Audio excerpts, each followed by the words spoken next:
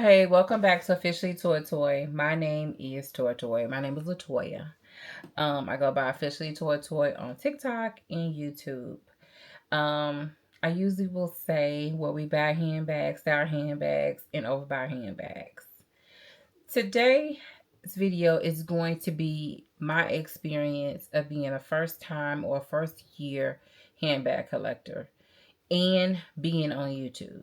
So I wanted to go over what I learned about myself as being a collector and what I've learned about myself about um, making content for YouTube and what I've learned about the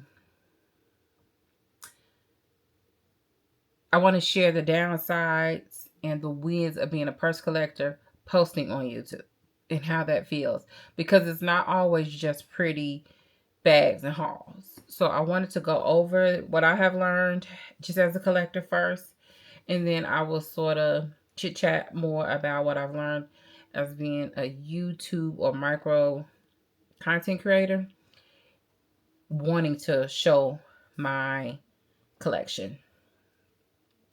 Um, I've learned in 2025. So again, this is my first year collecting handbags. I think I did okay this year, but I think with me getting into handbags and collecting, my biggest downfall, and I'll just start there, was overdoing it or just purchasing because I thought they were cute, or just purchasing because they were trendy, just purchasing because it was a new drop. I had to learn about new drops. I had to learn about drops. I had to learn about when a drop is going to be. I had to learn the difference between retail and outlet, mid luxury, higher end luxury. So I had to kind of learn a lot of those things through my journey. Um, because when I first started out, I didn't even, I mean, I knew that there was like a coach, and then I knew that there was like coach at an outlet. But my thought process for coach, and I mean, this is for Michael Kors, Kate Spade. My experience for outlet means that for in my head, it was maybe out of season and didn't do well a certain season, and they're just selling it secondary for outlet. I didn't realize how much things are made just for the outlet, meaning different materials, different silhouettes, different looks, similar looks, because they're going to be catering to one price points, or everybody's included, and then into another higher end price point. So I didn't even think in that way. I mean, it makes sense, but I didn't even consider, because I'll be honest with you, most of my handbags before this was like boyfriend or someone giving me a bag. Um, or I bought one out of Burlington or TJ Maxx, or I mean, I may have bought more expensive, but it wasn't like on purpose. I mean, my expensive was like Macy's, or if I came across something, but I was not checking for. I mean, I knew what a Louis Vuitton was, I knew what a Gucci purse was, I knew all of those things, but I wasn't like really checking for them in that way. So I ended up seeing a TikTok video of a woman buying Coach shoes. I'll never forget it. She was just like, I was in here in Dillard's looking for this coat. It was a clog. I never forget. I may even had a picture like of it. It was like a clog shoe with the C on the front. It was like, now that I know it's that like amber jacquard print. Because that's how I guess so familiar I am with it over this year. But she ended up showing that rabbit hole and then I end up seeing the Maggie tote, and I just went bananas for the Maggie tote. And I have a Coach outlet like maybe 10 minutes from my house, so I gets in the car. No, so I'm calling around to see if they have this purse because it's not online.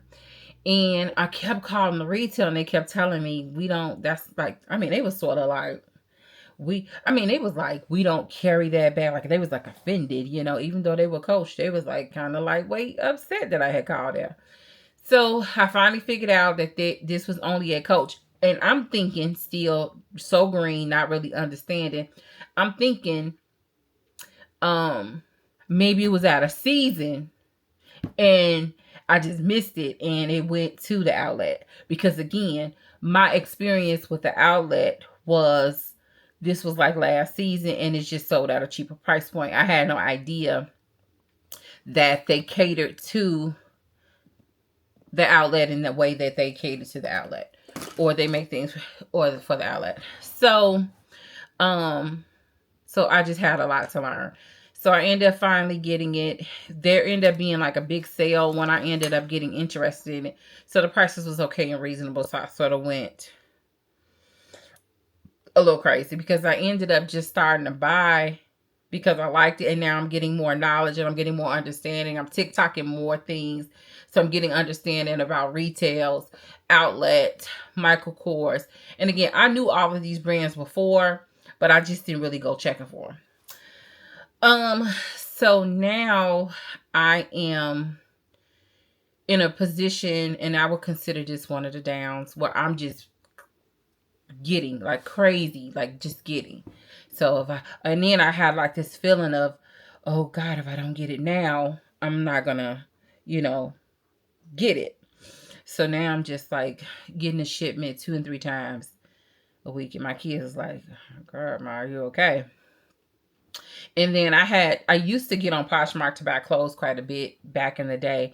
And I had just got on Poshmark for years because, again, I have a very hyper focused, like addictive personality in certain things. And I really hate that about me. And I'm working on trying to not be hyper focused or or get that dopamine push from getting something new. I'm trying to work on that part of me, where that comes from.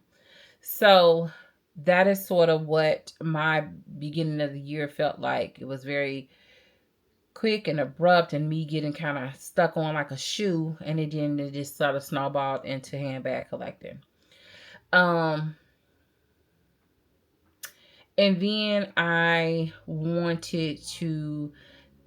started getting more into TikToks, and then I decided to begin to get into YouTube for purses. So I would always Google a purse, and then I began to, people refer to each other as purse sisters. Then I would see people kind of unwrapping things. Then I would sort of be kind of influenced to go and get it. And again, I'm not saying it was like everything, but I was like, oh, I like this and I like this. So now I'm just getting more and more and more. So now I'm just like, oh. So then I decided, well, maybe I can put my things on YouTube. And this is where I had a little bit of, I would say, it down, to be very genuine, or beginning to feel like, and I didn't feel this from nobody else. This is my own pressure. Please, please, please, let me make that clear. Beginning to feel like everything I do is going to be content. And I began to make the purchases okay, if that make any sense. Please let me know if this makes sense. Because now I have posted like 1 or 2 videos, I now have this thought in my head. It's okay to get this purse because I'm going to make content about it. Oh, if I get this purse, it's going to be about content. Oh, you know what? I'm going to get this purse. I love this purse. I'm going to wear this purse, and it could be content. Guess who never posted the content? Me. I never had a chance to. I'm working a lot of positions. No, I never got around to. So now I have a lot of bags with labels on them sitting there, and I didn't post the content. So that was a very lesson that I had to almost become aware of, because in the moment it made sense. Oh, I'm gonna get it, I'm gonna unwrap it, and somebody will see it. Oh, I'm gonna get it, and and then if the video didn't do well, I was doing like 1 video a month, even if that, and of course it wouldn't do well because I'm not consistent. I'm not really putting anything out there, and the videos that did do okay were for the newer things. So in my mind now, I have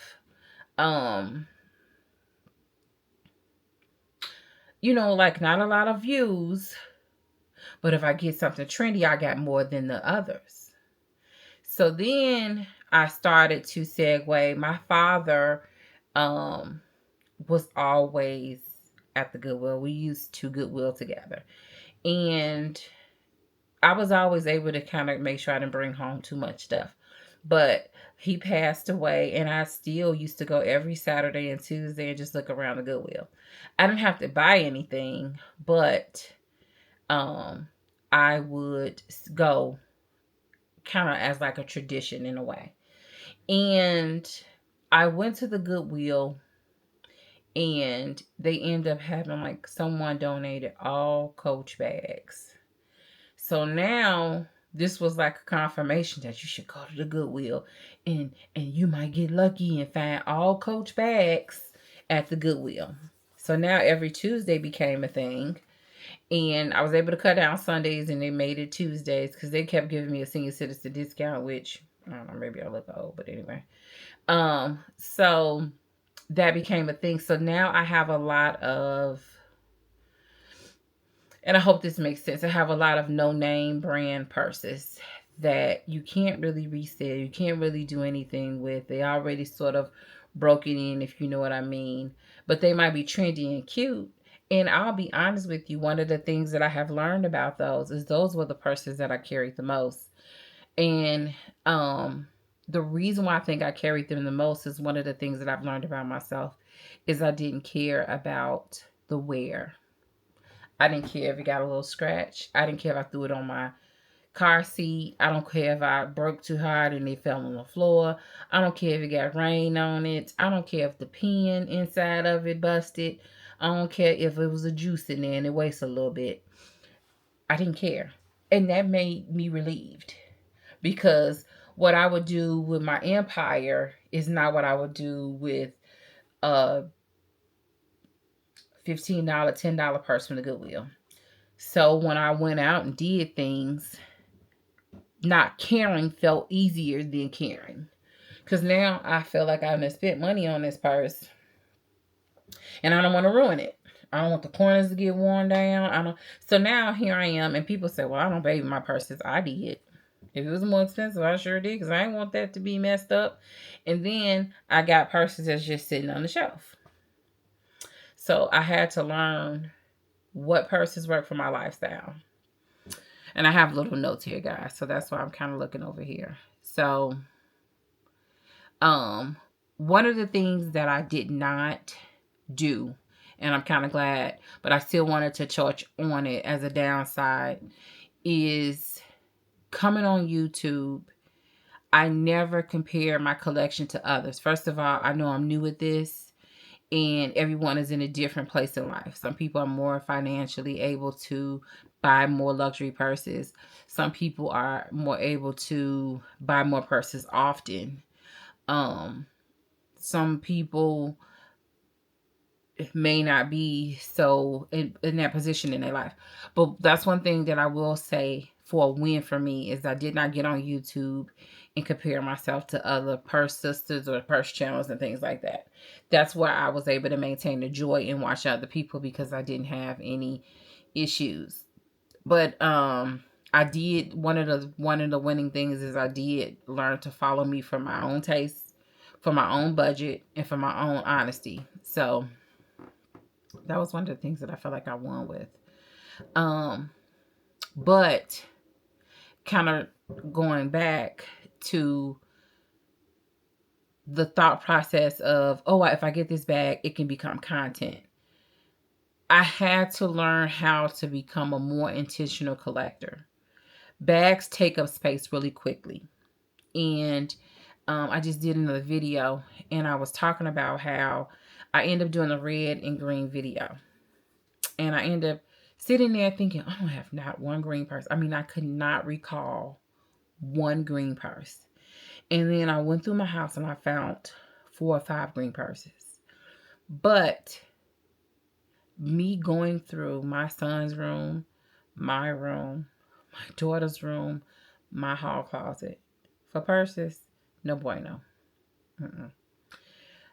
I don't know when I got this far out of control that I can't even remember the purses that I have.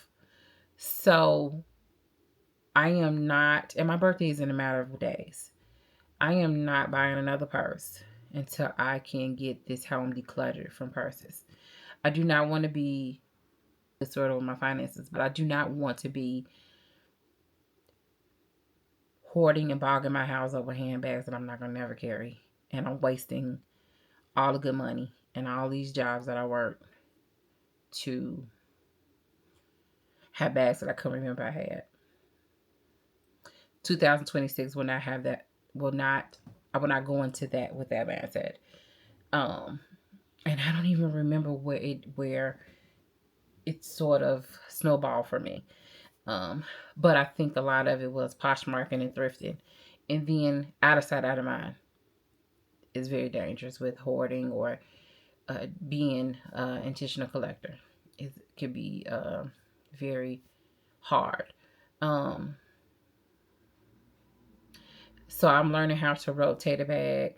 I'm learning how to know what fits and works for my lifestyle instead of sitting on my shelf. Do not want to do that.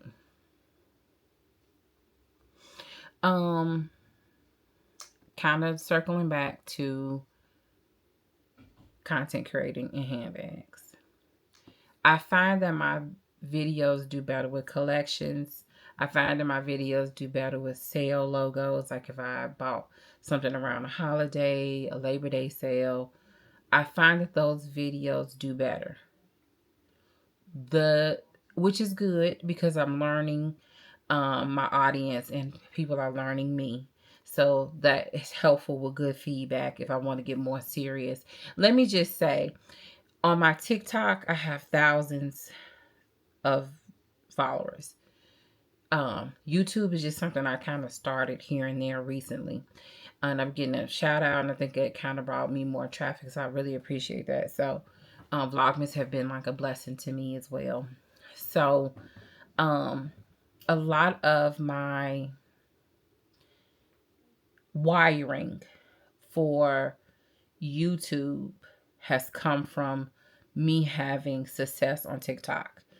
And what I mean by that is on TikTok, I am a content creator and I am a seller. I am pushing a product, I am selling a product, and I have to do that by 5 or 6 times a day so I can continue to make sales and gain on TikTok. YouTube is sort of like a very thin line for me because I want to sort of talk and share my personality and my handbags, but I find myself competing with that selling capacity that I have to put out on TikTok. So coming from TikTok to YouTube was really tricky for me. And then I began to acquire a lot of things because I'm now getting free samples from TikTok. I'm getting purses from TikTok. I'm getting so many things. So a lot of my purse handbags, it may have been a sample and I'm selling it on TikTok. And to be in, you have to really put out a lot of content to be able to get those sales generated. So that was one of the things that I had to kind of I struggle even now in my mind when I'm talking is I want to come on and talk about my experiences and what's in my bag and styling a handbag as a release. I don't necessarily want to come and be like, this bag is $3.99, $4.99, $6.99, $7.99. No, I'm not doing that, because, that's just me. Like, I'm going to try to save a coin or try to help my sisters save a coin, the YouTubers save a coin if we can, because, we all trying to save something. But that was one of the things that I had to really learn how to understand what content or what I'm giving when I'm in TikTok space and what I'm giving when I'm in a YouTube space. I do want my YouTube to be more of a style show outlet. And then I'm going to have my TikTok for my TikTok. So that was one of the things that I had to learn how to navigate between TikTok and YouTube in 2025. And I'll be honest with you, for a moment, I burnt out on TikTok. So I stopped posting and I think they ended up blocking me from getting followers. And I just sort of got very overwhelmed and discouraged, and I just pulled back hardcore from it, which made me also pull back from the camera completely. Like, I just didn't want to do it, because I just wasn't seeing the results, and I just felt like it was a lot. And then I began to feel like I was beginning to struggle financially because I am pouring a lot of things into YouTube or TikTok, and I'm not getting any of those gains back. So that was a really rough spot for me to be in. Let me see. So one of the downside of posting handbag content, the upside is that I feel like I'm slowly building a community and it's becoming joyful for me. The wins of building a purse collection is I do enjoy my purse collection, but I have to be more aware of what I like, what I will carry, and what is reasonable for me. So that is 2025 has been a learning experience for me. Shopping pressures versus intentional collecting. I don't want to be pressured into buying things, and I know that my content creating did come from more of like a pressuring background because on TikTok you're told to post 10 times a day. You're told to look at this. You're told to look at this. You got to stay in the know. You got to stay in the now. So I do know that that was one of the hurdles that I had to really kind of cross or jump over when it came to content creating and purse collecting. I had to find a balance. So that was one of the things that I struggled with. I had to struggle with growth. I had to not seeing that, I'm posting as much as other people and they seem like they're gaining a lot quicker than I did. And that was a little bit. And then the burnout because I felt like TikTok required a lot of attention. I mean, when I was starting to get 8,000, 9,000, it began to require a lot of my attention. So I feel like I was like living life around it. Like I'm working around it. I'm working on my kids. I'm training my kids how to do followers, how to do things, and I'm teaching them how to do content. So when I wasn't able to, I had somebody else doing it. So it was a lot. So I ended up just like hitting the wall and I really pulled back because I just needed a moment to kind of regroup. But what has been my biggest win? I think the biggest win is when we learn from what we go through. I think when we gain growth from experiences, I think those are always the biggest win. And to be able to recognize your growth, come through your growth, learn from your lows and highs. I think those are always a win. When you come out better than, where you started. And recognizing that.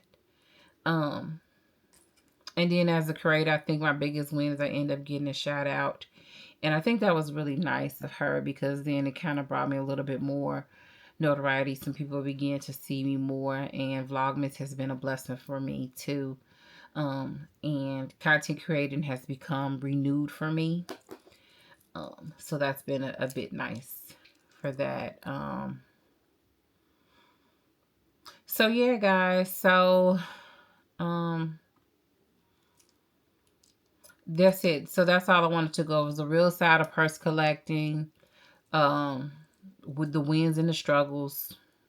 What no one tells you about being a bag tuber. And then pretty bags, real work. So, every bag you buy, you got to work for it. You got to show up for it. So, I call it one more bag. So, I hope this makes sense. I hope this resonates with someone. And so this is in the 20. These are the things that I have learned in 2025 about myself. The highs and lows. I probably won't buy as many bags. I have all the intention of not buying as many bags as I did in 2005. Oh no. And again, I probably will be posting a good amount of stuff on Poshmark at a reasonable price to kind of declutter some of this stuff. Because I do have things that I want. I want some new Doonies. I think I want to do the larger Doonies this year, so I'm gonna be looking for a really good price on that. Oh, you know what? I wanted to talk about another downside to anything you do. A downside to your financial part of it is you got to be super careful about the deals. And what I mean by that is your girl can find a deal anywhere she go. And you sign up for the text messages and you sign up for the emails. And you don't have no thought or no intention, but then them emails and those coupons get to looking a certain way, and boy, oh boy, that could be a slippery slope. And what I mean by that is we all chase a good deal. We all like a good deal. So there's handbags that I probably would have not, and I probably, I seen them. I saw the drop of them, and they were nice and they were okay, and I wouldn't have thought twice about them. But boy, let them handbags go on sale or clearance. Who running the bam? I check every day for that Rowan and Oak because I don't want to pay for it regular. So I just wait until wait and go on clearance. What am I gonna do when I get it? Because I wasn't interested in that bag initially.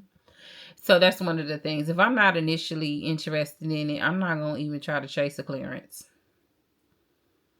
I'm not chasing email. I'm not chasing a sale. I'm not chasing any. This time around, if I said I was safe and then no to it, if it's a bag that I really like, I get it. But I have not went to the Goodwill in the month of Sundays. And consignment shops I have not been in. And I'm going to be decluttering my emails. So those are some things that I'm hoping to take into 26 that I've learned. Some things that I'm trying to apply to kind of declutter and kind of not go so crazy. And all right, guys, let me know if any of this resonated with you, if this made sense. All right, talk to you later.